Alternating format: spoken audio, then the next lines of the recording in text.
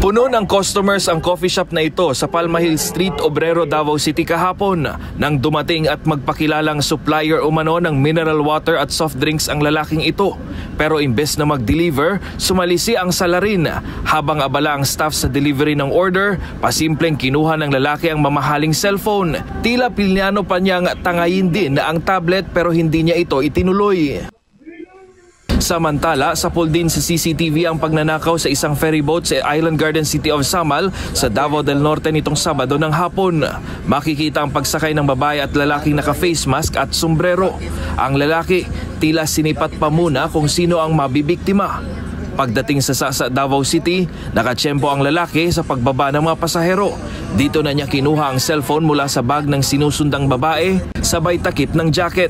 Sa isa pang kuha ng CCTV, makikita na nasa kamay na ng lalaki ang dinekwat na cellphone. Nai-report na sa Davao City Police ang magkahiwalay na insidente. Inaalam pa ang pagkakakilanlan ng mga salarin. Hernel Tokmo, umarangkada sa pagbabalita.